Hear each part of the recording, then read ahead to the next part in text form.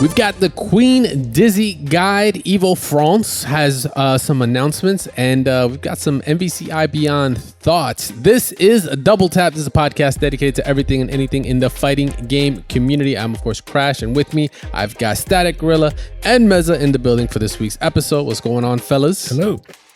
Hello. All right. So, hey, listen, before we get started, because we got a lot to talk about, man, there's been a lot of announcements, a lot of trailers, breakdowns, wings of light, all that kind of shit that we're going to get into. But before we do, I just want to say happy birthday to nobody on this podcast, but to Killer Instinct, because 30 years ago today, it released in the arcades, which is kind of nuts. You know, gave us some pretty memorable music, I would say, some incredible characters, and it's still going strong now. As a matter of fact, if you're playing KI now, it's actually like triple or quadruple XP until next week, so you can get like new colors and stuff like that unlocked if you're still rocking out the game, especially the gold edition that was re-released over on Steam. But yeah, I just want to give a quick shout outs to KI. That just showed up on my thread, and that was like kind of amazing that it's actually 30 years old. Hopefully we get a new one. All right, but yo, let's get into it, man. Like I said, we had some announcements and all that went down this weekend. The Paris Game Week that we were covering, there was a lot of things that we were expecting to see, and there's some extra things that we did not. We're jumping into it now with Evo. So as you guys may or may not know, right, Evo normally has 2 events throughout the year. We've got Evo out in Las Vegas, and we got Evo Japan. It was announced earlier this year that we're going to have Evo France. And yes, that's how I'm going to say it. Dude, I can't help it. I'm going to have to say it this way. It's just how I'm used to it. Evo France is happening, or Evo EU, if you want to call it that, is happening. And we actually got some announcements that went down. We had Rick that actually was there. Damascus was doing some emceeing during the event and all. And we got some games.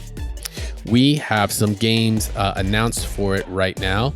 And the lineup is interesting. Happening October 10th to 12 next year, by the way. Yes. Thank you. Yes, the dates have been set for October 10th to the 12th next year. So if you're trying to get your tickets, they're still not happening yet. They said it's going to be going on before Evo Japan. Like next year, 2025, but before Evo Japan is when tickets will start going on sale. But anyway, let's get to the games, man.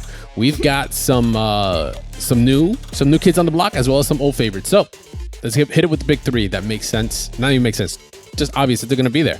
Street Fighter 6, Tekken 8, and some Guilty Gear Strive, right? Then we've got, what's this? Some Granblue, Fantasy vs. Rising. Good on them. Fatal Fury, City of the Wolves, making its not its debut, because Fatal Fury is actually coming out in April. So Evo Japan's going to be the regular Evo Vegas is going to be the first event that has it.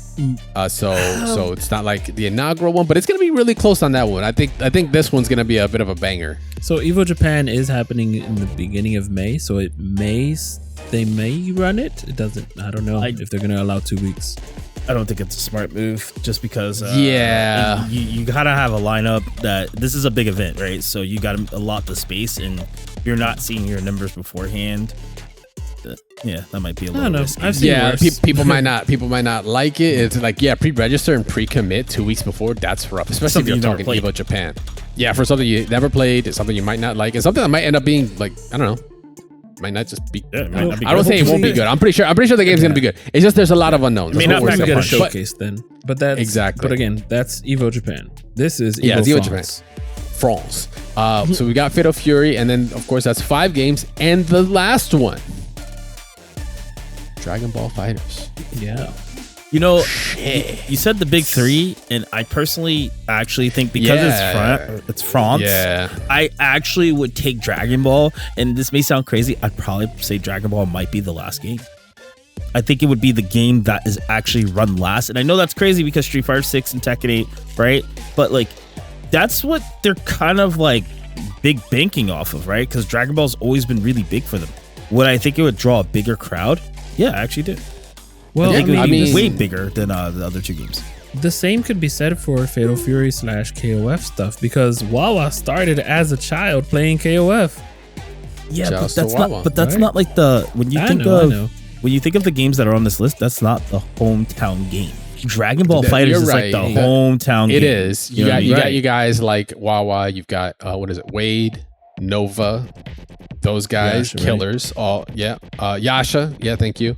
All killers, and yeah, we're gonna see it. But this was really cool. It was unexpected, but for me, I thought this was a great byproduct of what I've been kind of like thinking about it, right? Ever since Evo France has been announced, I'm like, man, Evo's really expanding, right? When we all heard it, we were all like, damn, like we got an Evo in North America, we got an Evo out in Japan, we got now an Evo in EU, in that area. Singapore in 26, yeah.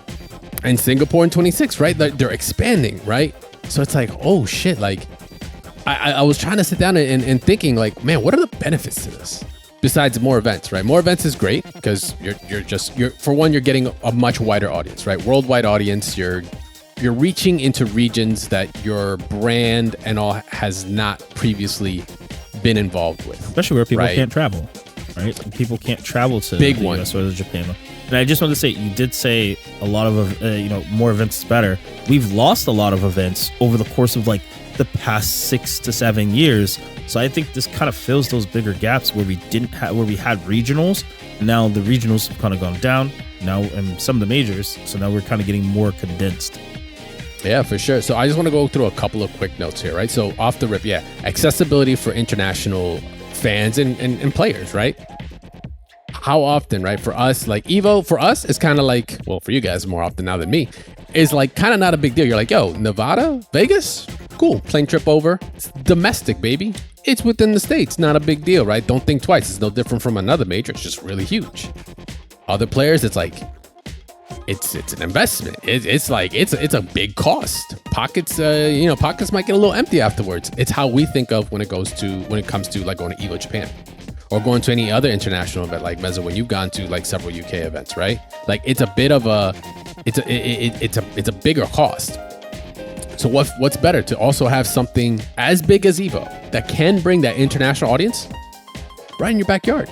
That's awesome. That's great. That means locally, just naturally, that scene's going to be able to grow and be easier for players to participate in, especially, the other aspect of it, which is, your community building in these kind of regional hubs. Like there are unique scenes in every area, right? Some games are played more in North America than they are in Japan, than they're not even just in NA, just like NA in South America, in Europe, in Africa. Like different games are, the go-to games, right? Korea, all that. Having these kind of like events like Evo in these regions help kind of embolden those kind of go-to games. Dragon Ball FighterZ being on it, that's like kind of when it like kind of clicked in my head. Dragon Ball FighterZ being picked as one of the top 6, one of the big 6 that you want at Evo, right? Is a perfect example of getting a community that is prominent in that region for a certain game. Yeah. The ability to have that world-class international event to bring people in to go to. It's pretty cool. Because I think it was you, Mezza, that like either brought it up or it might have been Gabe, where you said like Evo is like kind of getting a little packed, not in a bad way, like people, but it's like there's so many games. Like, what do we look forward to in those announcements for Evo when it comes to like regular Vegas Evo? And I don't mean regular as in like any other bad way, but just it is what it is.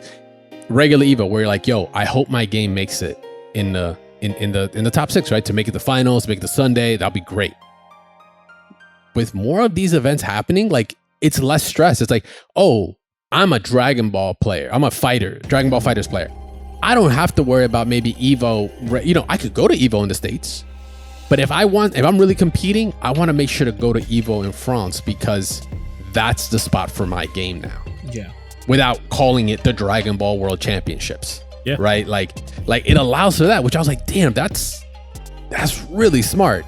So that means we're gonna see maybe an evolution, no pun intended, in these events more where they can highlight certain games more than, because like put an example, MK is not on here, right? Mortal Kombat 1 is not in the 6 here. Mortal Kombat 1 you're not going to see it in Japan either. Yeah. Where are you going to see it? In North America, because that's where the market is for it. It makes sense. Yeah, it's actually interesting because I would like to see how their numbers turn out. And keep in mind, everything is so close to proximity, and people may not think it is because they say 2 to 3 months out. But realistically, these events are still rather close to each other. So yeah, we will probably see a slight decline in something like Evo or Evo Japan. But you might see a different type of increase over time. As you said, that is recreating the fan base and whatnot. But I think we're going to see more regionals pop up to qualify for Evo or something like that, right? Because we're only seeing the kind of the tip of the iceberg, where we haven't really dove down into seeing how much Evo is really going to invest in categories outside of just show up at Evo, open bracket play. Are we going to start seeing more invitational stuff based around Evo? You know, these things will pop up because they still run the Sony PlayStation online tournaments. So I think that they're reaching out to different regions, which is great. I'm just a little afraid that maybe they're biting off a little bit more than they can chew right now, where we're still trying to build up getting access to Evo Japan for some people, right? So that's a little scary.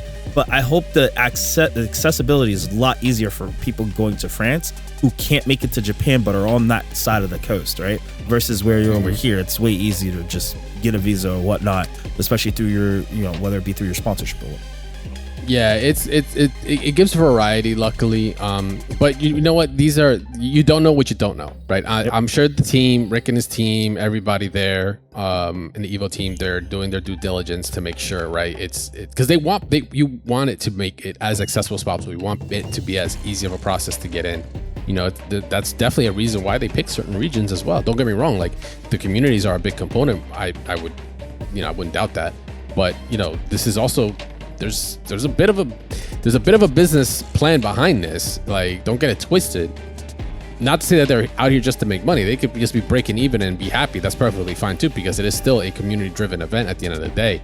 But there's definitely thoughts that come behind this. So I wouldn't be surprised if they're trying to kind of get ahead of those kinds of things. And actually, and speaking of business, that's kind of like the big final point here to help alleviate situations like that, or rather when it comes to investments to it, is that multiple regional Evos, especially, you know, going to places where certain companies maybe want to get involved. Maybe they don't have a market in North America. You go to France, you go to Japan.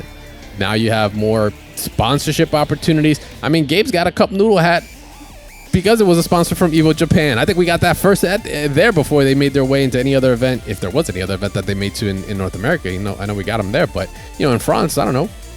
Let me get a bread sponsorship. I don't know. I think something else that could possibly happen out of this is, well, we're supposed to be getting the LA event eventually, I think January, February, which is going to have a Hall of Fame of Evo. So I'm just predicting here. And if Rick does listen and wants to take this idea, sure, go ahead. But also, free of charge, though. Also give me credit. Why not have an Evo Cup? You know, an Evo Cup at the next year, in 2026. It's like the Iron Chef of Evos. You just pick the top 2 of each, right? Right. 26 of top 2 of each game, or top 4 it could be, since they like doing top 6s. I don't know. Whatever they want to do, but like maybe an Evo Cup of each game, because hey, this player doesn't usually get out from France, you know, or these players don't really usually seen. Unless you have just Wawa go ahead and beat every game out. And like, you know what I mean, though.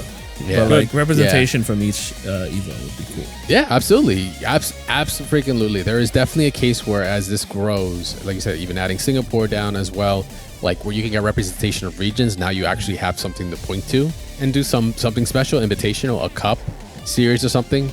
It could go down that path. There are so many possibilities for it. But I think, you know, like I said, this was me just thinking about it from the announcement, and with Evo France being there, it's like, man, like this does open things up. Not to say Japan did, because Japan definitely did. Street Fighter 6 is thriving out there. That is the game out there. Like Street Fighter 6 is just thriving out there. I don't know if you saw, the Crazy Raccoons production that they did and all that. Events like Evo make that happen because they make it's out in the open for people to see, for the regions to actually get involved in. They didn't have to go across, you know, the ocean to see that level, right? So we're gonna see the same thing for Evo France. So I'm really, really excited about it. I think it's gonna be a great event. Put me down for it. It's in my neck of the woods now. But yeah, so it's going to be happening once again October 10th to the 12th, 2025, with those 6 games with Street Fighter 6, Tekken 8, Guilty Gear Strive, Granblue Fantasy Versus, Mark of the Wolves, or City of the Wolves, excuse me, Fatal Fury, and Dragon Ball Fighters to round things out. Let us know what you guys think. We want to hear from you guys. Let us know what you think about the choice, the Evo France in general, the choice of the games. Did your game make it in? Let us know for sure. In the meantime, though, we're going to be taking a quick break. When we come back, we get to talk about some Dizzy. Don't go anywhere. Stay tuned. All right, let's make this quick. Dizzy's in the game. Is she busted? Yes, but now Mezza and Static are going to help me in figuring out why she's busted. No, in all seriousness, though, Dizzy's gameplay the starter guide came out, right? We got to check it out on the during the Paris Game Week as well. On top of some exclusive gameplay that GameSpot did actually just release shortly before this episode. Also, don't forget, we did react to it and the balance changes. That video is up. So go check that out if you want to have a preview of what is to come. Or if you just want to stick around and see our outrage. No, yeah, absolutely. Yeah, we're quite happy. No, there's outrage. There's outrage here. And we're not talking about Soul's Weapon. Yeah, go check out that video. We did do a reaction and checked out some of the those initial balance changes. Hopefully those patch notes will be in by next week's episode. But let's get into it. Yes. Dizzy starter guide came in. Boys. Her theme. No, I'm kidding. Let me stop. Oh, yeah. Hold up. No, that's very smart. That is actually, no, we have to. Let's set the precedence here. The theme also dropped. And yo, if you're a fan of Guilty Gear, you know the music's the shit. If you've been a fan of this podcast, you know goddamn well that Static here loves the music. All right, I'm going to count down from 3, 2, 1, and then we're going to say, yeah, like it, don't like it, meh. Ready? 3, 2, 1, meh. Like it. You guys are crazy. Dog. You guys are crazy. Sorry, it's a dog. Banger. You're talking to the music theory guy. It's solid. A banger. It's solid. It's just, you know what? All of she. Okay, you're comparing it to good. It's too good. It's so good that they sampled it, Mezza. Yeah, they were like, we can't make it better. They were like, we can't make it better, or we're just gonna put the same track out. Why not just re-release it, dog? Because we're trying to get some new tracks in here. Y'all just hate it. Look, it's just like how we did the Omega Red thing. You guys are like, oh, the road stuff was really good. Hey, no spoilers, no spoilers. No spoilers, dog. They don't know about that video. All right. So right now it's the majority, meh, but Dizzy bias aside. All right. So Dizzy starter guide. Yeah, she has some very interesting interactions from what we've seen already. Ice is pretty prevalent here. I need the name of the move. No, dude, the names are so bad. Yeah, use this cash fish. Use this for chestnuts. We talk a lot. These are the names of the moves. I'm teasing. Clearly she named them herself. Yeah, Icefield's like the only normal one in there. All right, let's just be honest. Yeah. And Mikhail's sword. Mikhail, even though it's Michael. Yeah, it's Michael's sword. First of all, yeah, Michael's sword. Michael's sword, aka Justice's sword. If you've played or know about that character, you know it's a callback there. Heavy slash version of it. Heavy slash version doing guard crush. I think that one's full screen as well. It interacts with projectiles. Yeah, exactly. Like if your projectile really low, it goes over it, so it doesn't matter. Yes. The anti-air. Dude, like Frozen State. You know, a big component to her mechanic, to her game plan is the Frozen State. You know, straight Sub-Zero. Like that is what she gets to do, and yeah, it's a big part of her kit. So she gets to combo, and it kind of makes sense because a lot of not a lot, but like she's a zoner, kind of. She's got range. She's going to be able to like hit you, but you know, instead of getting just straight hits, like how are you going to be able to combo, right? That's where I feel like that's the whole point of the ice, is to allow for that time to close the gap and actually connect to whatever into Michael's sword, heavy slash version of it, because that's what you want to, I guess, end everything on. No fire moves outside of the spike for roasting chestnuts, which is the fire pin, and that thing homes in. And its advantage at close range, which I called that shit out when we saw our initial reactions to it, because man, was she hella plus. I think she's like +3 or +4, just calling it out now. We got to see chompers, of course. There's a punch and a kick version, the high and low variation. The one thing I was really interested in seeing that I thought I saw, but like I don't think it interacted the way I thought it did, was can it take a hit? for you. Like you can hit it and get rid of it because we see Soul DP it in the in the breakdown, but she kind of got hit with it. So I was like, oh, was that like a weird one-off? Yeah. I mean, she's always because had in that, the past but, it has. Yeah. I don't know what this game, because the way this game functions, she already has a lot of moves that interact. I think they would probably want it to not interact and stop people from. It just would be oppressive because then she'd have a lot more set play that's scarier because you can't just press on wake up, and you want to be able to have them press on wake up to get my feel. And speaking for wake up for her, speaking of that, Invincible Super. Cool. Fully, she's got a reversal. So good for her. It's not all doom and gloom if they close the gap and 2D you or something or knock you down. So that's called Imperial Rage. So you do have a wake up option. So that's good. Good. If she didn't, that was gonna be really tough. It would be all down to the other defensive mechanics, which still aren't amazing. Deflect shield and or YRC. Yeah, YRC, just guard or FD correctly if you can. But yeah, like her buttons are solid. Like the ones that we actually got to see, 5S looked like a typical 5S. It was good.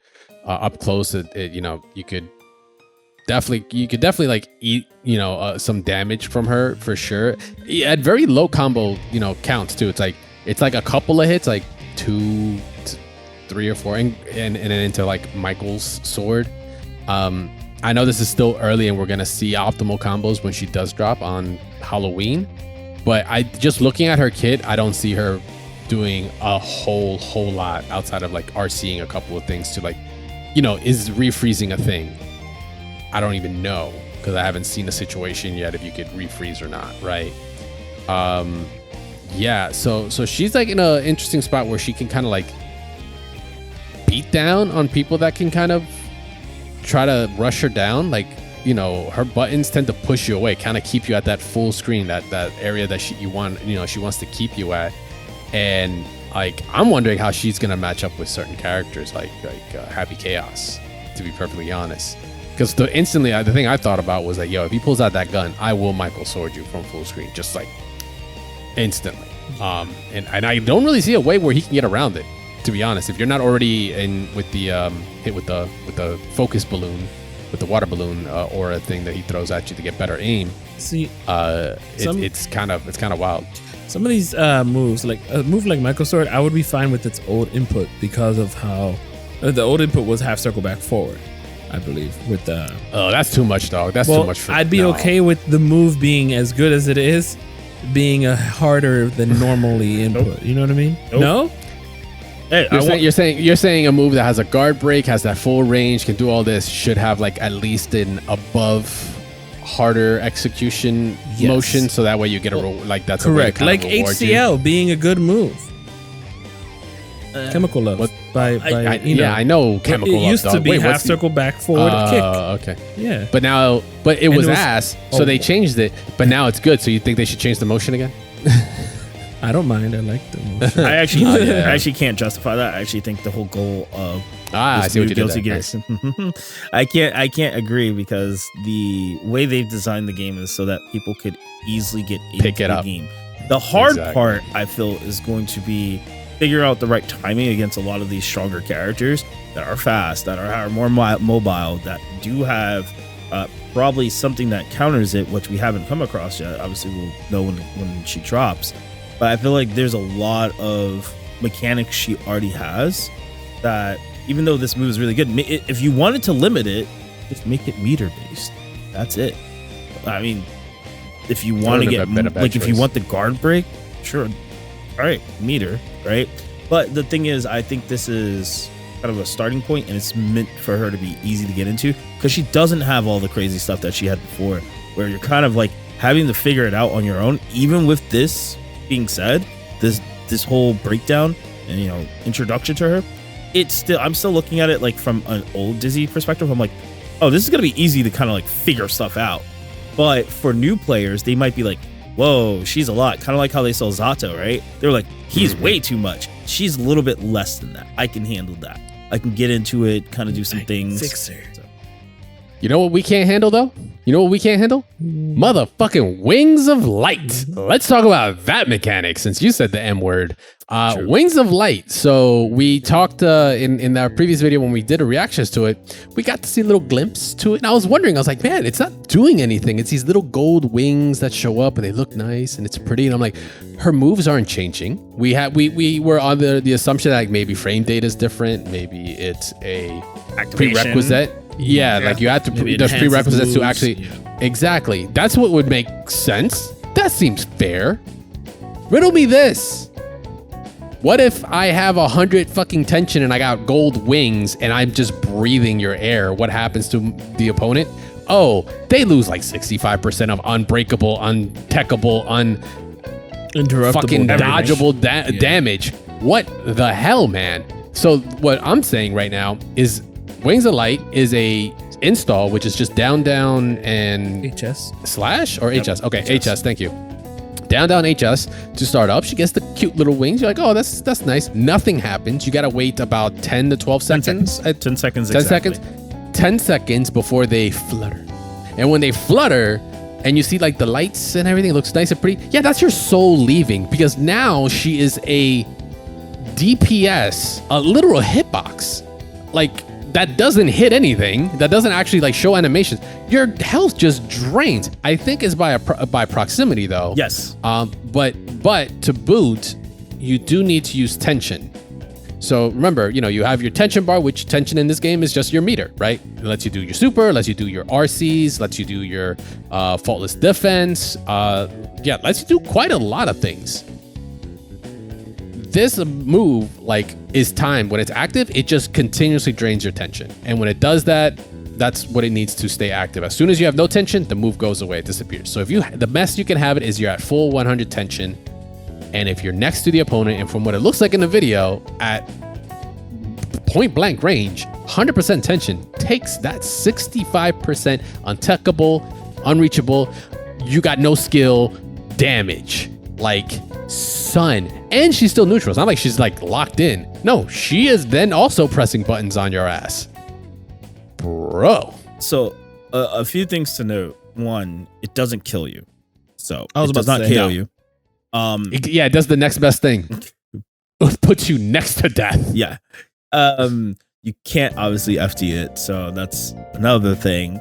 You're still I'm not dead. My legs are crippled though. Sorry. Go on. You're good. But there is a good note. So wherever you are in the starting round, that's majority of the distance that she's going to be doing it, setting it up and staying on top of you, that it will touch. But there is a specific distance, and it does show there's going to be golden lights that reach a certain distance that if you stay away from it, it will not take your life. So that's something that players are going to have to get used to seeing because it's very, very thin. It's almost like a sphere. If you can look at it, it's like a sphere. Now, the thing is, we don't know if it touches you if you're above it, though. That's the thing. We only know it touches you if you're on the ground, if you're in proximity parallel to it, right? We don't know if it's above, if it's a... I think it's just a sphere, dog. I want to say it is, too. I think it's just an AoE that we can't see, which is something they should probably... Hopefully, maybe it's dated gameplay. Sometimes that happens where they just need to show maybe a ring, something to let the opponent know. This is more of even if I'm the Dizzy player, I'd feel that's a little cheap where they can't even tell where the line is. Well, they can see it. So this is why I'm saying I don't know if it goes above the head yet. If you look at, it wasn't really apparent to me. So 4 minutes and 1 second, and if you guys, whoever wants to check this out, you could probably break it down a little bit better than I'm going to. But there's a certain distance where if you play it slowly, it has multiple rings, kind of like if you looked at Saturn or any type of galaxy, planet in the galaxy that has rings around it that have multiple shapes where things orbit around it. It actually orbits around, the little lights orbit around her like that from a really large sphere, but it's not above her head. I only see it probably about the height of her, and that's really it. It goes up to the height of her head, but then it comes back down to where her feet is. So that was really difficult to see in that light. I think we were on the Axel stage or somebody. It was really difficult for me to see it in a lighter stage. So oh no, you're gonna get demolished on a lighter stage where it has any form of gold, and God forbid they allow the color to change based off of the outfit. That will be insane. So I'll state I'm looking through that first. But I just want to say also, I feel like with Icefield, this makes her kind of a really big threat because people who want to approach or don't want to approach, she gets to kind of dictate the field because it's the first time we're seeing two types of we're seeing an AoE effect that's it's never really been done in fighting games because it rarely does happen except for outside of like I think it was Love Max, which is the God, why am I forgetting? Arcana Heart. So we've seen them do AoE, which changes the screen, changes the effect of what's happening to the opponent or even the character. But we've never really seen in a Guilty Gear game, at least, where there's a field effect. Maybe outside of one of the side games, but there's never been a main staple game that's had a field effect where it affects both opponents, both players, and makes them kind of their movement changes completely. Yeah, Smash. Well, yeah. It's like something like Smash and all. Yeah, pretty much. Like in a Guilty Gear shit, like it's kind of like we haven't seen this kind of effect like that. But best mechanic. But this has been the biggest controversy in her kit. Faust had oil and Exude. Oh, he did have the black hole as well. But that was like that's an item thing. Yeah, that's an item thing. It's not like an effect that we could do constantly. Right. You want to talk about item characters? Yeah. We'll talk about that later. It's a crazy move, man. I mean, again, it's conditions met, but with all this freeze talk, it looks possible. Bro, now we're just talking about our kid now. The thing I just keep piecing in my head is like, man, Wild Assault, positive bonus, wall break. This, in some situations, I'm like, this is like kind of checkmate-ish in certain areas. This is like, I'm against the wall. I've got no drive meter. My opponent has drive gauge and three bars. Like I'm gonna eat this 65%. Like tough break. If she can keep it up while blocking, then I think they said in the video she could. My guess is she could during blocking while blocking. Because if she can activate it and just hold down back the rest of the match, that's insane. Because now you're getting punished for being offensive to her, and then if she has good defense, now she's just like negative. You might as well kick me in the face. Yeah, you might as well counter me to my face. We also haven't seen if you RC it, if it makes it go away. That's other thing. Oh my god! Imagine RCing and slowing down time. Like, does the damage slow down too? Oh, imagine it on Nago's blood, whatever. Nago, that character's just dead. The life bar literally just starts laughing and is like, all right, go to the next round, bro. I want to see her jabs. I'm looking at this other exclusive gameplay on like GameSpot and stuff. I'm not seeing it. I love her toe kick.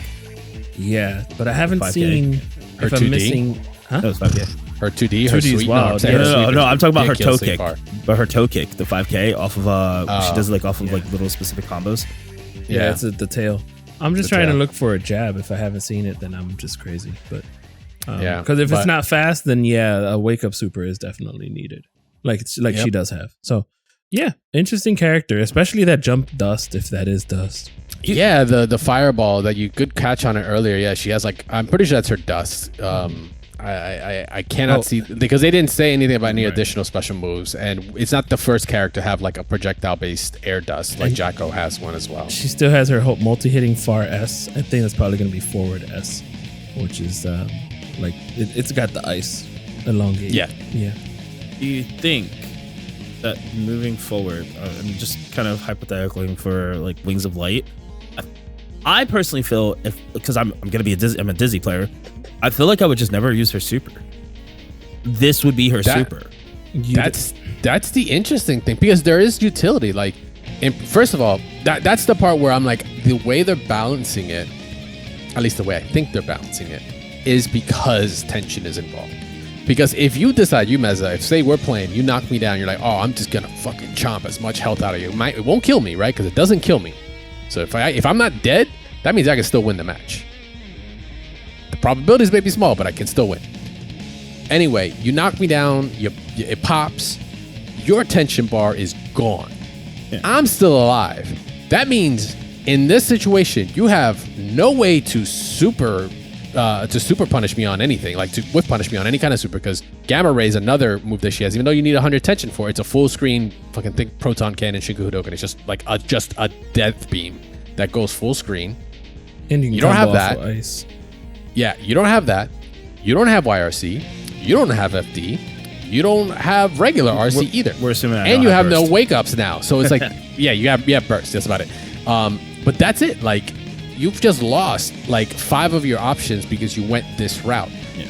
That's where I'm like, okay, either get the wings, get the cheap damage, and lose all your defensive mechanics, literally all of them. You don't have outside of burst, and burst has to be, you know, also not baited, right? That's still, you know, a 50-50 there. Like, you literally lose everything else. Now, if her kit is good enough that it can survive without it, this shit's broken. If not, you know, if it isn't up to par and she maybe is a little bit more meter dependent than we think, especially to get more damage, even though she kind of does chunk a decent amount for just a couple of hits. She's kind of like a zoner slayer in my eyes right now. Like, not long combos, but we'll take a piece out of you. You know, it's going to depend on how well that balances out. But, like, I guess the idea is, like, yeah, you pop these wings, you can forget everything else. So, the other thing is, I feel like nobody's even thinking about it. Maybe there are people. But she can deactivate these anytime she wants. Yes. Yep. This is so it could be a bluff. I don't even know if this can be deactivated. I mean, they showed it could be deactivated midway through her doing it as well. I'm just curious if, like, let's say you call chompers and the damage is already going, you de-chomper, now you still have the meter to kind of get out of that situation. You've just taken like 25% of somebody's life just for even existing. I'm not sure I'm, as a player, okay with this, only due to the fact that she's not locked in. It's not a full commitment thing. It's like lack thereof commitment. So that's scary. That's very scary. As a competitive player, that would be scary. And as a casual player, I just hate it if I was not a Dizzy player. So yeah. Yeah, that's actually interesting. Yeah, mind games with it would be sick. Like, imagine getting knocked down, pop the wings, like, oh my God, I have to get out. I have to move, or else I actually will get checkmated somehow, or I'm gonna lose so much health. And it makes me want to jump. And you're looking for the jump. Air throw you, RC. I was never gonna pop it, loser. Like, there's levels here. There's gonna be a setup where people do this and they call it, let's say, chompers. It locks you down. She takes it off and just supers and you die. That's going to happen. Or, roasted chestnuts. Like, certain situations are going to happen that are inevitable. I think that's kind of just like where the game is slowly going to go, especially with all these new balance patches. Yeah, well, we don't know yet about the rest of the balance changes. If any of the gameplay that you see right now from Dizzy from the GameSpot also gives you some inklings, things like Ramlethal's second Rekka hit now guard crushing for some fucking reason. We are in for some shit. But Dizzy's gonna be here. Dizzy's gonna be here on Halloween. That's literally in a couple days for us here by the time this episode comes out. But on top of what went down with talking about Dizzy and showing her off, Arc World Finals, March 21st to the 23rd. It's going to be at the Shrine Auditorium in LA, California, baby, US of A. So I think they said there's like a specific area there. They've been there before, but now they're like in a different area in that same venue. But hey, March 21st to 23rd, going to be seeing, if Dizzy's good, we're going to be seeing some Dizzy there for sure. But yeah, that's all that went down on the Arc System Works presentation. I mean, okay, look, there was some Hunter x Hunter, but Razor, I'm gonna just Razor got announced. Dope, awesome. I'm gonna keep it a buck. Still the blandest character design I've seen, and I know, yes, I get it. It's from anime. Well, it's for me. I've learned I like cool character designs, and Volleyball Coach, ain't it? Outside of rival schools, doesn't really get me. What's funny is it actually looked better. The game looked better. Well, again, it was supposed to launch now, right? Well, yeah, remember, it got delayed. As I stated before, yes, it was supposed to launch, but they were saying like, oh, we're doing a whole like update with rollback. I was like, nah, let's be honest, you're fixing the damn characters' looks and the game itself. Like, you don't try to hide that. Just say it. The super that I saw yesterday, that when I was glimpsing at it, waiting for Dizzy, already looked better than what I've seen the game look for. Sorry, that was a lot of looks. No, it's just the game looks a little bit more stiff than I want it to be, but it's still a versus game. Who knows? It might be 3v3, baby. We'll see what it goes. What we want. Alrighty. So, So real quick, we got a couple things, some housekeeping before we take a break. But we had some characters to kind of get through. So City of the Wolves had an announcement. Had a character actually announced just a day ago. At the time of this recording, Kim Dong, Hwan? Yes, Hwan. sure. Hwan? Yeah, let's go with one or the other. This is the older of the two, I believe. Yeah, I had forgotten Kim had kids. To be perfectly honest, this came up. Remember the motion picture where they're like, "Look at his kids, look at his kids." Was Joe? And he's like, his kid's like, "You can do it, Papa." And oh wait, you're right. Yeah, he does. But no, I just kind of like forgot, and I kept looking. I was like, "Yo, Kim got a haircut? What's going on here? Why is he?" Damn. All right, bet. No. Yeah, I know. He got the fade. Like, what? Who you been hanging out with, dog? You too old for this. But yeah, well, just like his pops, Taekwondo, right? Specialist. Sounds like him as well. But yeah, I mean, it looks good, dude. Every time we get a new trailer, a new character trailer, or reveal or something, like it's just a strong reminder of like just how good this game looks. Yeah, I know. Before the show, you were talking some things about like KOF 14 and all at the time, but damn. Yeah, this is the best looking game. This is so good. The whole comic book right here. Yeah, it looks too good. The electric effects were crazy. Like he's got electric up kicks, down kicks, left, right, upside down kicks.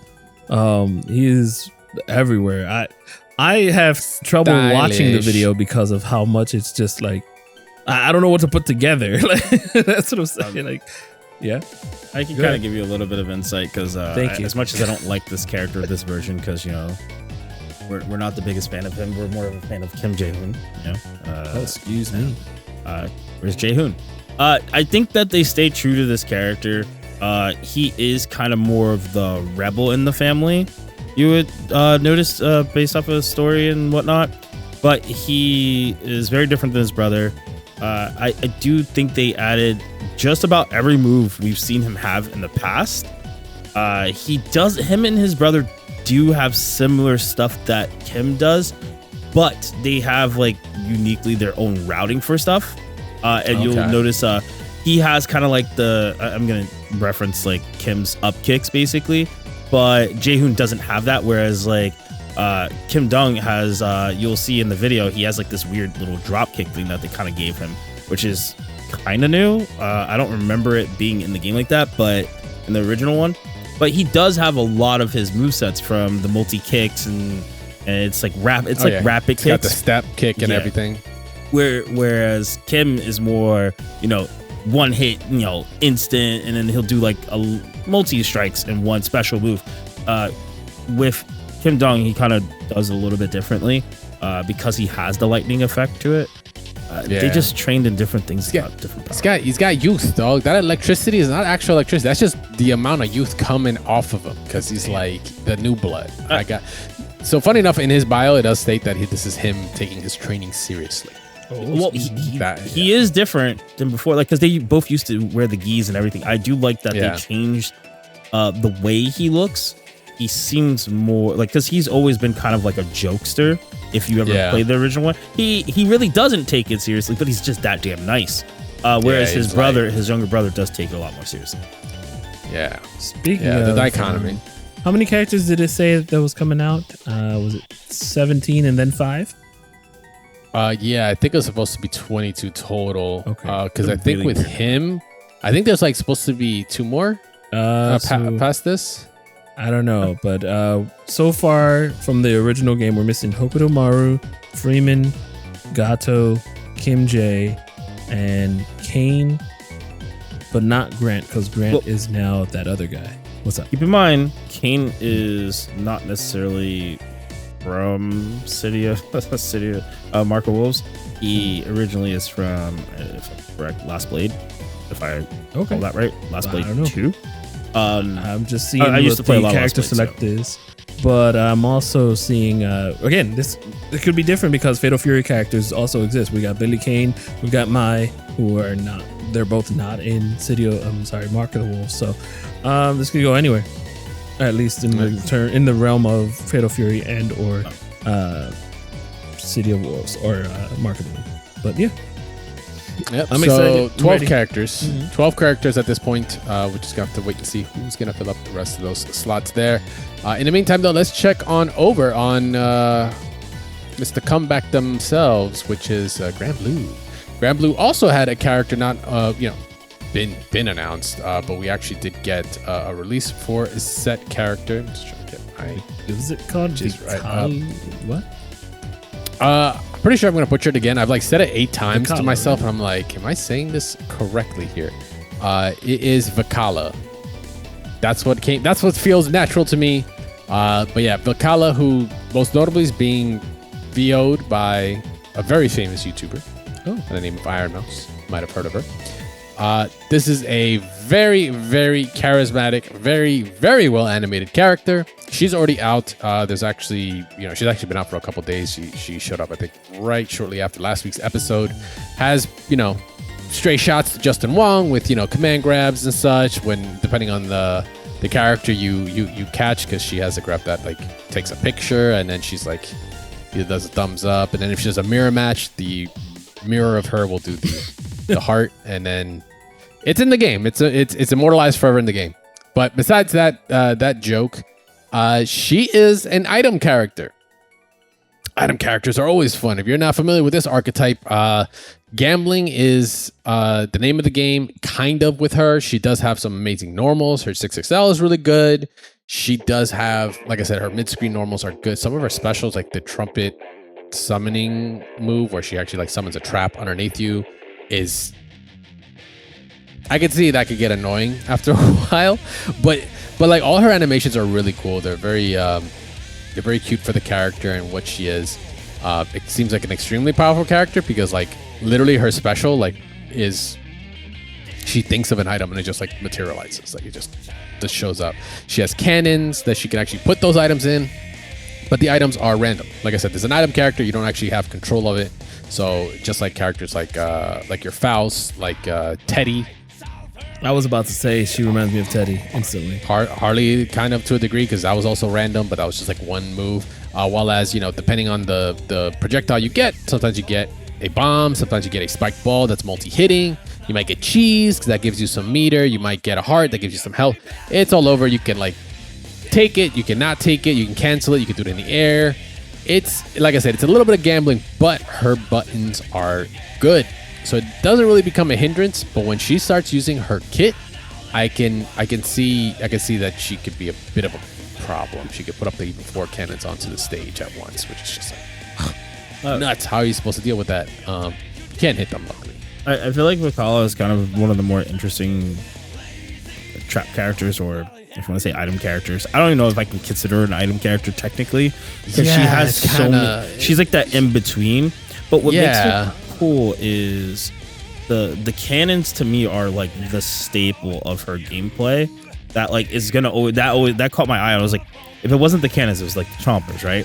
And I'm like, damn. I was like, she's kind of cool, but then at the same time, I'm like, well, why would you play any other character that does this, right? So Lil Wayne, I feel loses viability in being played because this character just does that better. Fairy, kind of a Oki set play character. Maybe you still want that long range, but she has that too. This character, even her even the traps that are on the ground kind of do what Fairy's traps do. And I even kind of compare it to Eddie, where you kind of call it out and then it just does the thing, right? And this time I just don't know if you could stop it from happening. You could jump over it, which will make it not happen, but yeah. And yeah, earlier, characters like Fairy or Matera, I would think she can do well because she can interact with projectiles very, very well, and she actually tends to have some, because due to things like weirdness, with her angles in which she could send items, she can just play a very unorthodox kind of style. But she looks like she has some very good disjointed buttons as well, which is always a plus. You get this disjointed usually means a couple tiers up, because that's for those who don't know, a disjointed button means there's a hitbox that's out there, but your hurt box, which every character has, right? It's the part that your opponent registers a hit with, your character is hit. When they're disjointed, that means there's no hurt box wherever the hitbox is, meaning it's really hard to kind of hit it without actually getting hit yourself or eating that move in the first place. I also want to particularly say there's something very interesting about this character that I didn't expect. With her ring the dormouse move, which is kind of like the push me, get off me, I'm gonna go back to zoning. She doesn't have to do that to zone. She literally could just be like, oh, you're blocking, I'm plus. Oh yeah, which is insane for an item zoning character to have a move that's plus that just goes guess. And I believe it wall bounces too, and it goes through projectiles. I saw that part. Yeah, that was kind of gross. She also kind of reminds me a little bit of like Platinum with the cannons, where she's kind of it's not super similar, but she has the ability to kind of dictate the way she wants the arc to go, and that makes it really hard for characters to kind of jump out. And I saw that a lot playing BlazBlue, whether it be BB Tag or not. Platinum was always able to kind of just put stuff in the weird spots where you want to jump out, and you just couldn't. Yeah. But yeah, she's out. She's kind of making some waves right now. We're gonna see if we're gonna see any kind of tournament viability. I've been watching more Granblue streams lately. I mean, for one, to obviously check out the character. But I don't know, man.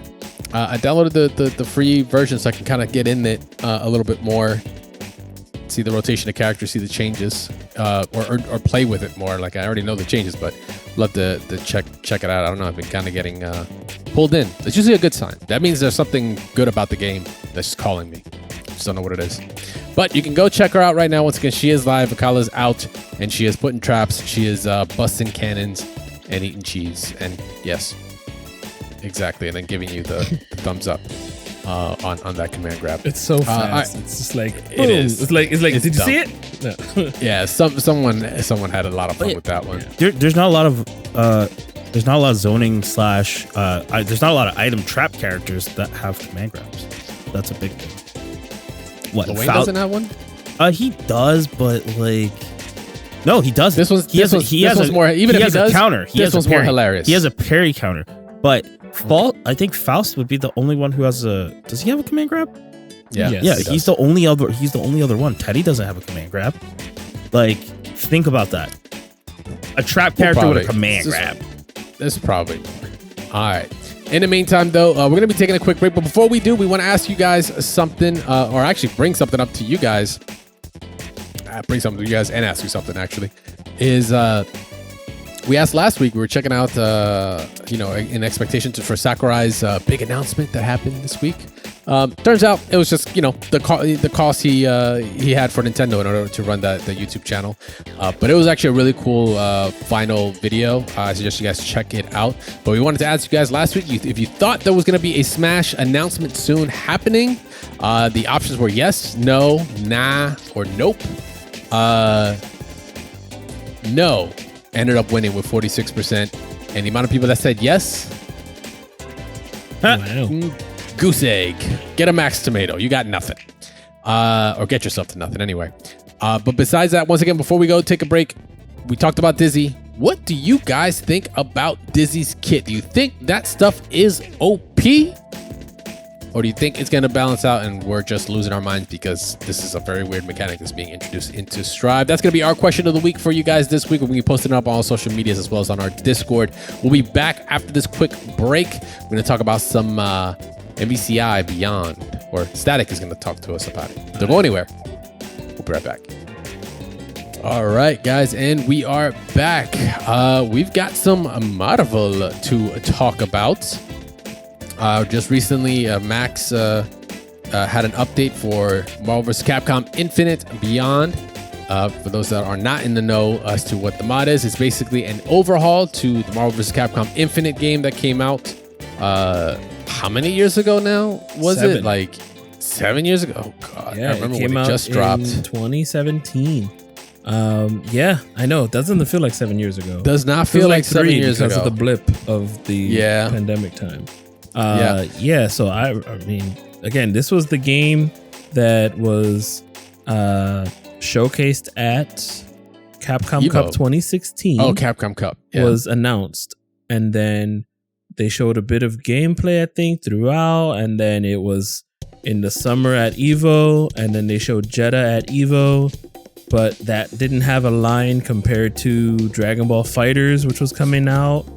And then it came out and it went okay for a while and then tapered off. Wasn't at Evo that year and had some DLC that Mezza played and fizzled. Yeah. Yeah, MVCI has, we're not going to go through this entire history, but it definitely had some missteps along the way. Yeah. There's a whole story behind it. There's some great videos on it that you guys can definitely go check out on YouTube from some great, awesome fighting game content creators out there. Yeah. But the gist of it is, yeah, it came out. It was, it was coming off of Marvel 3. We're in the midst of the Marvel Cinematic Universe. Disney is involved actually for real now. This is, after they've acquired Marvel. And, great, a sequel. It's awesome. The game did not land right because we went from a 3v3 to a 2v2, which though that still works. Clearly it's a formula that can be applied to at scale. Perfect example of a modern game doing that. It went from, but this is Marvel. At this point we were used to 3v3 ever since Marvel 2. So 3v3 to a 2v2. The game does not look the greatest. Some of the characters are just like not the best roster. You have 0 mutants, which has never and ever been a thing in a Versus series game. Even before it was a Versus series, you at least gotta have a Wolverine. Yeah, and doesn't exist. It had a narrative and a story mode that, well, whereas you don't get much out of story modes in these games until this point. I mean, I thought it was pretty cool. You had your Venom / villain, but it's also Sigma and Sigma Ultron. And, So, and the Chun-Li fiasco. Chun-Li face, fun. Fiasco. So go on. Fast forward to now, 7 years later. Hi, here we are, 24. Sorry, got a little bit ahead of myself or behind. And well, Maximilian Dude has gathered a bunch of people. And 35, I believe 35. If not, if I'm mistaken, I'm sorry. Maybe it's 36 or maybe 30. Doesn't matter. He's overhauling the game, but overhauling in the visual aspect. Now, what does that mean? He's getting all the modders. Now, we've showcased plenty of modders throughout the years that we've been on the show. Even before I was on the show, you guys were showing off different mods and all these different type of games. And he's gathered all of them, maybe even some we've never heard of, even music composers to add on to this game. For me, the game, I'd say some of the music was lackluster. My real take on the game is that the game doesn't have, in a visual aspect, I thought the newer characters were very good. Such as, I think Captain Marvel's hair could have been fixed, but whatever. I think she was very well designed. Jeddah was well designed. I think Winter Soldier was cool. Winter Soldier. Even Dante. So I think Dante was supposed to be the new Dante. And then they reverted it back to the bad Dante, which looked like PewDiePie. So there were some bad decisions that were made. Even Hagar was it almost like the game wanted to look realistic, but it just couldn't because they were also using the assets from the previous games, like Doctor Strange. You can clearly tell. Yeah, and then even all the special moves that were from Doctor Strange and other characters, they were using all these old things, but it just didn't translate from Marvel 3 either. So he overhauled everything. So one of the main things was giving this art direction to the characters. So last we saw was about 3 months ago, where it was a bit primitive, but we were seeing what they were doing. And now, the game looks fantastic. Each character is looking great. But first off, what he started with last week was showing off the music. There's a different intro. The logo immediately already shows off a different vibe. You don't just start the game off with some boring sound effect and just a boring song and some something that just came out of Marvel Infinity War. And not to say that the music score in Infinity War is bad. It's just that Marvel 3 and Marvel 2 is not the audience that is the same audience for the Marvel Cinematic Universe. We're talking the audience you want to show for a Marvel game is the Fox Kids generation. Like, what X-Men 97, before it was 97, it was actually 92. Exactly. 97. So for the music to be composed with the sound effects, that the music sounds like it's coming from Marvel 1 and Marvel 3. Mm-hmm. So that's what it's already. I can't get the song out of my head, which is what I already like. And then the menu he's already showcased is different artworks from different UI. Yeah, from not even UI, but just the menu is artwork. The artwork, from, the splash art. Yes. Yep, is artwork from fan art. And even like Nemesis giving a pizza to like Venom, like who cares? It's hilarious. Yeah. The Morgan, have fun with Morgan Spider-Man picture. Did you see that? It's perfect. Oh yeah, it was awesome. Yeah. So Mary sick Jane's artwork. definitely gonna be mad because he's gonna come home late. Listen, I mean, he's probably gonna die afterwards or not. I don't know. She is a succubus, right? All right, no, it doesn't matter. Worth. It would. All right. So then there's new character vignettes, which are just more awesome artwork throughout. A lot of different like costumes.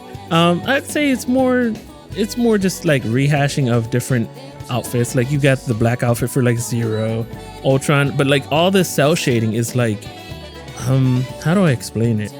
It's very cartoony. Because remember, like I said, everybody was looking realistic, and now it's super cartoony. Even the UI has changed. All of it is presented as a comic book. It's much more stylized. Right, it's definitely cohesive in a direction. And then one of my favorite parts was that the music that he added to it. Now there was also music, I believe, from it was Little V, but then Alex Mukala. Have you heard of him?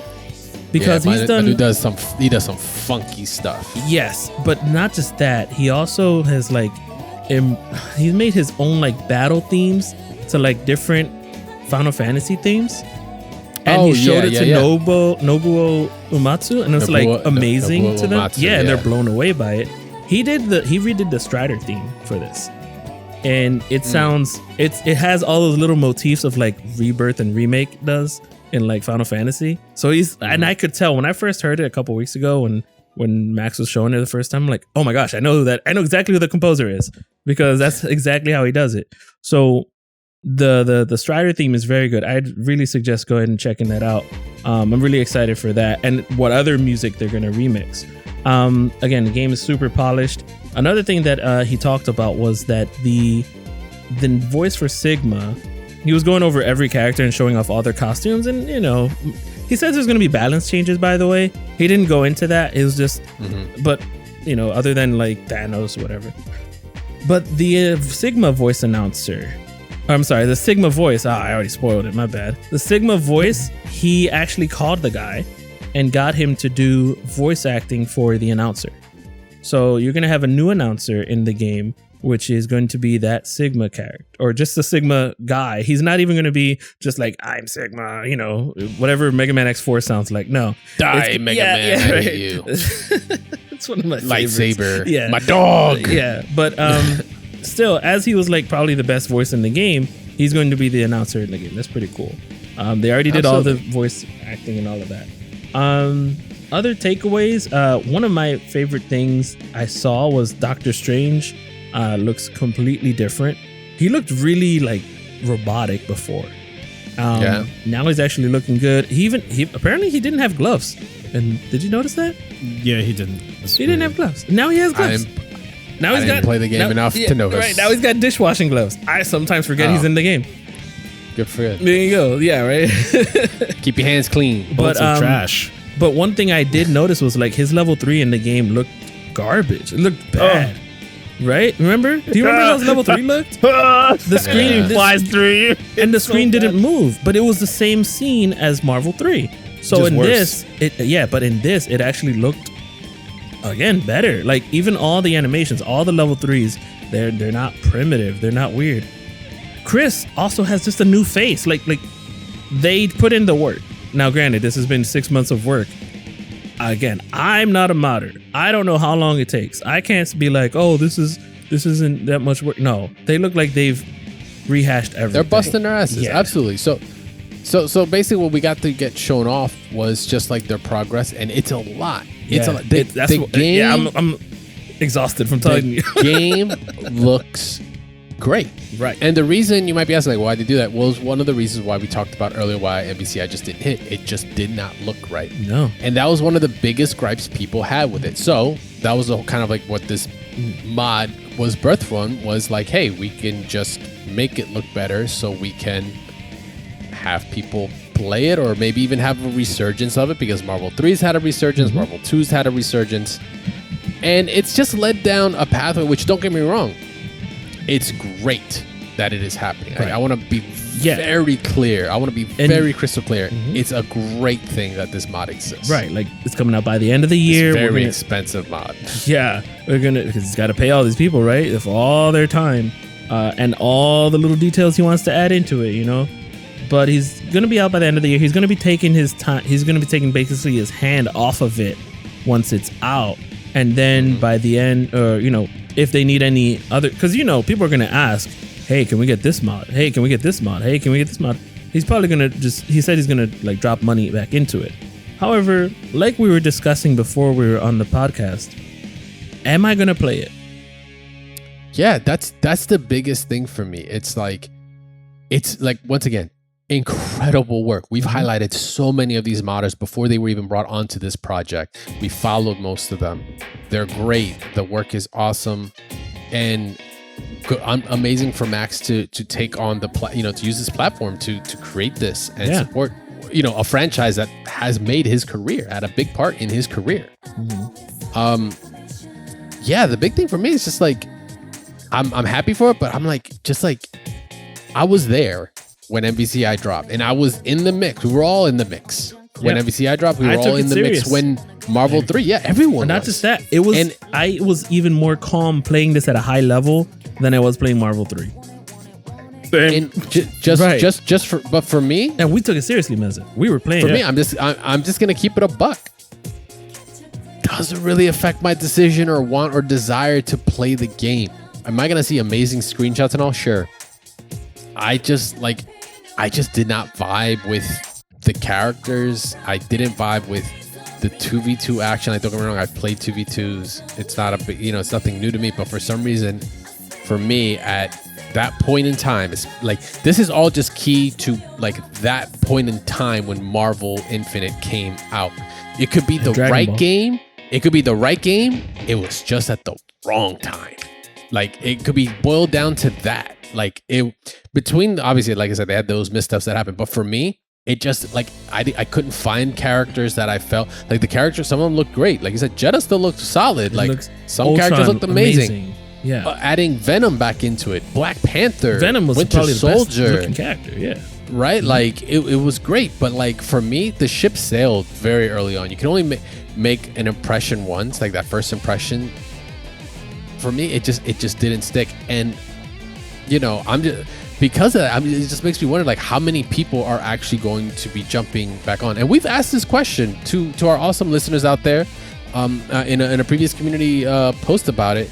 Like, you know, is this enough to get you guys in? Some people are like, sure, you know, hey, it was $8. Yeah. It was $8. Why the hell not? It's a free mod, which awesome. A good way to not have Disney on your ass, obviously, smart guys.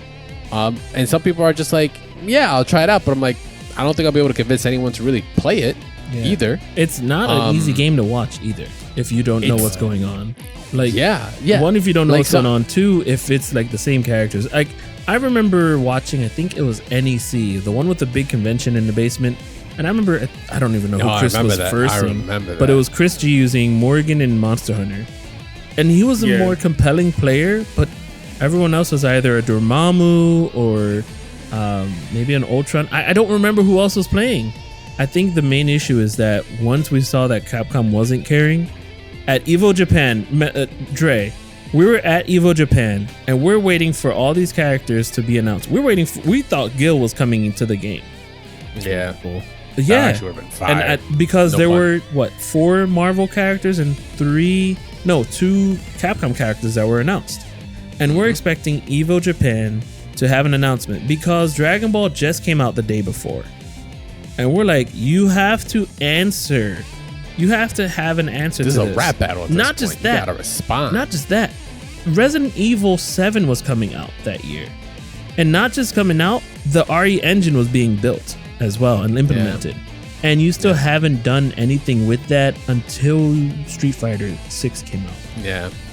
Yeah, that could have been just a development timeline, because clearly Ultimate Marvel 3 going as well as it did was one aspect, but then the Marvel Cinematic Universe like booming, and now we're in like hero mode, and like they're like, we have the fucking ticket to just sell. Yeah. Let's fucking sell. Like, we don't care what engine it's on. Let's put it out there. Yeah, there was definitely just some soul missing there. And one thing I know we've been going like, yeah, even though Soul Stone was there, got it. We threw Marvel 3 over the cliff to get Marvel Infinite. What did it cost us? Everything. Anyway, yeah, like I know we're going down like kind of memory lane here in this, just to share like the experience. This is like what we were feeling, and it's not just us. There was a lot of people. There's a lot of people that dealt with that. They're just functions, this and that, all that bullshit, right? Like there was a lot of that, and it just put a bad taste in a lot of people's mouth, and the gameplay just wasn't what we were coming from. We were coming from the peak of Marvel UMVC 3 to this, and it was like just neutered.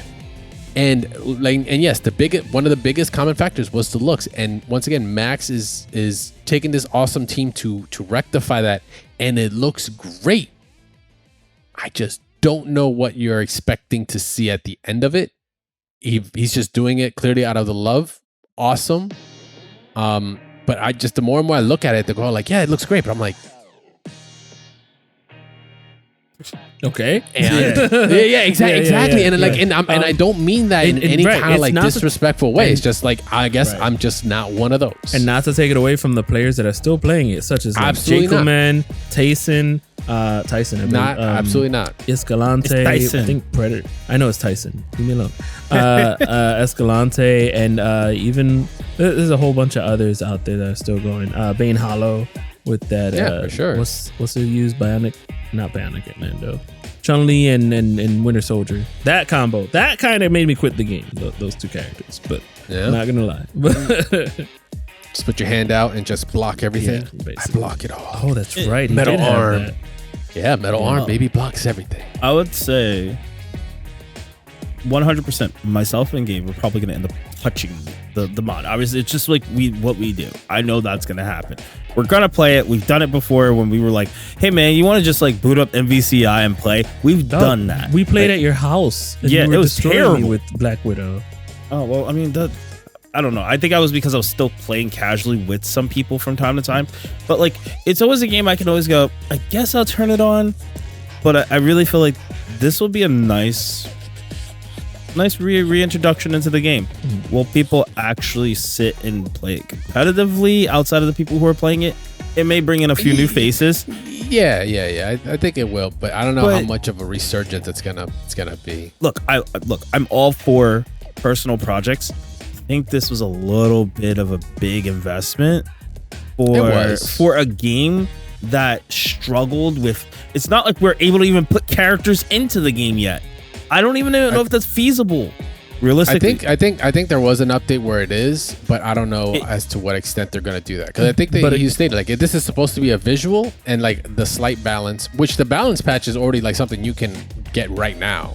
It's just you don't have the visual patch yet. Like you don't have the visual mod yet, and hopefully we'll get it. You said end of the year, right? Before the end of the year. He wants to get it out before the holiday. December. Version 1.0. So something we can all enjoy during our holidays. So I do remember he said he'll drop money into it. So like if we ever do get like a character mod or patch 2.0, I'm sure he'll drop some cash in there and say, hey, we're doing a drive for the Marvel vs. Capcom Infinite mods.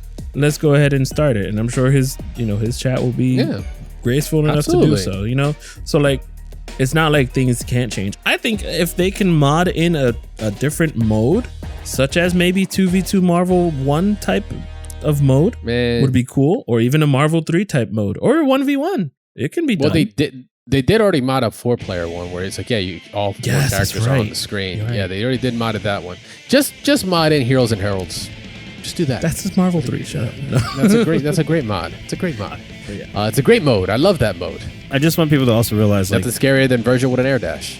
Max did talk about this in the very beginning when the game first dropped. He said, man, this game looks just a little bit like it's not packing a punch.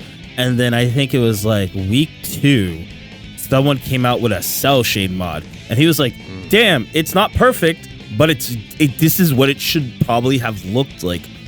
And I don't think anything could save this game and make it what we wanted it to be. And that's the problem. Like, there was this high expectation from MvC 3. So sorry, let me say it properly.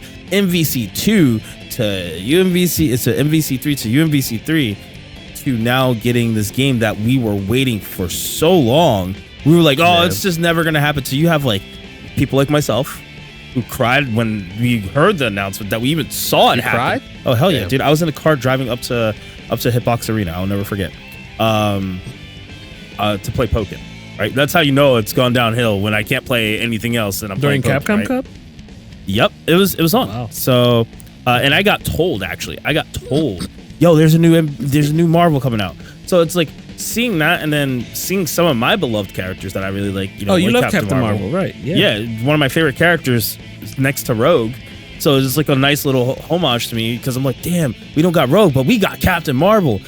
Then I just saw the rest of the cast and I was like, well, why the hell would anyone want to really play the rest of the cast? Yeah, it's like you put Ryu, you put Chun-Li, you put Mega Man, you put Zero. Like it almost felt like they just didn't know where to go, and it's gonna be hard for Maximilian. I feel like he's so dedicated. I appreciate it. I will probably play the game longer than I probably would want to, but it just feels like the game is going to struggle no matter what because of the core mechanics aren't what people are used to, and there's games that are doing that core mechanic better.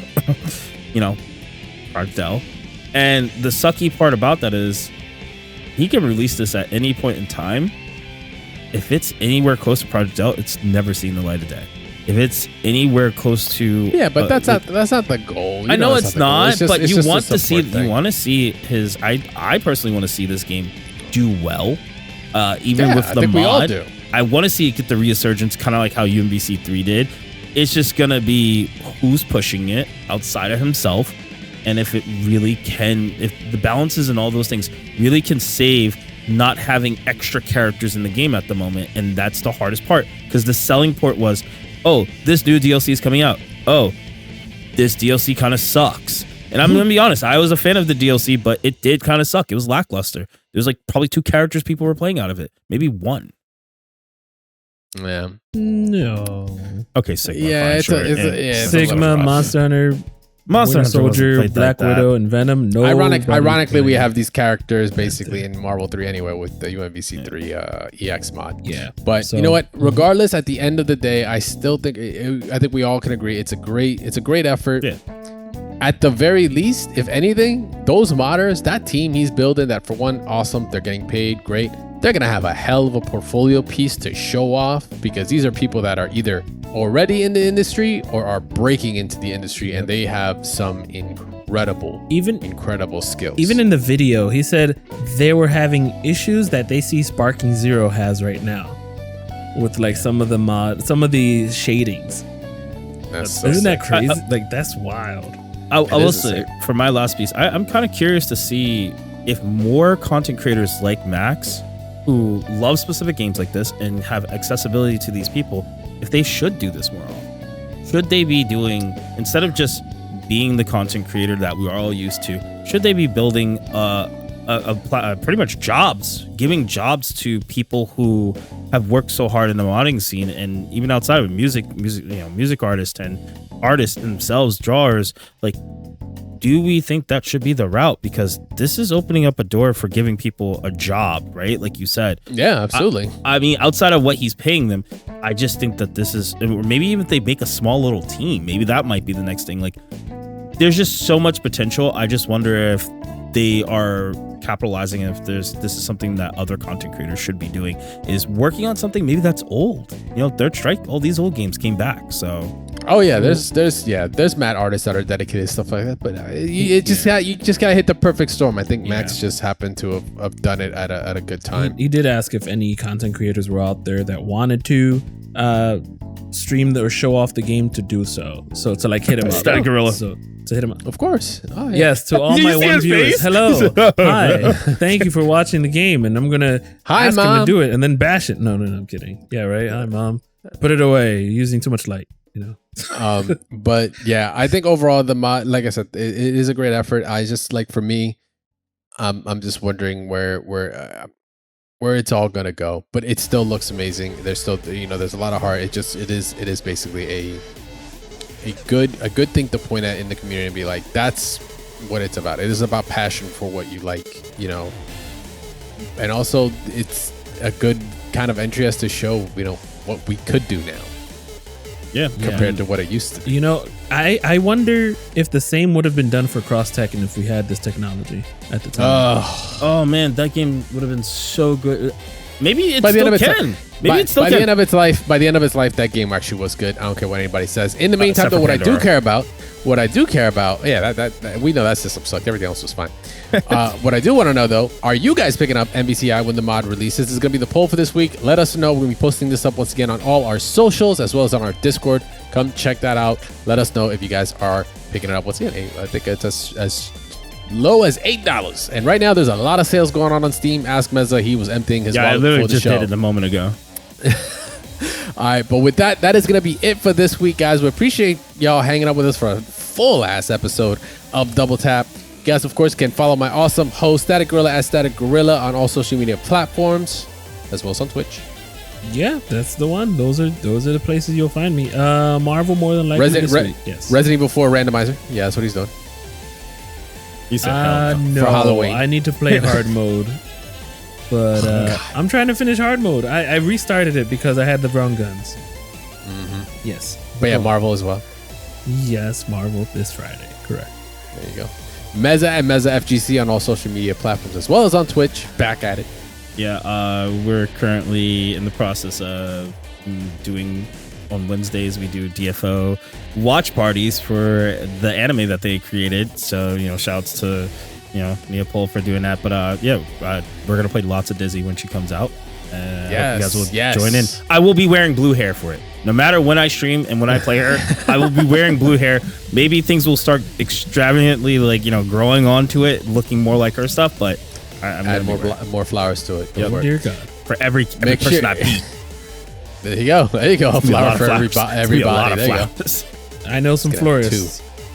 So you guys can check me out at Crashtag VS on Twitter, and also make sure to follow the show at Double Tap FGC on Twitter, on Instagram, on TikTok, of course on YouTube. Come subscribe over. We had our first initial reactions to Dizzy, as well as the patch changes that are going to be coming up, the balance changes for Guilty Gear Strive. Go check out those videos there, as well as a full video version of this podcast there. Make sure to go subscribe, go say what's up. We just passed 500 subscribers, so congrats, fellas, on that. Appreciate you guys for subscribing, for supporting, for commentating, comment on the videos, excuse me, as well as, once again, you can get involved on our polls, question of the weeks, all there. They get posted up on the community post there, and join our Discord as well.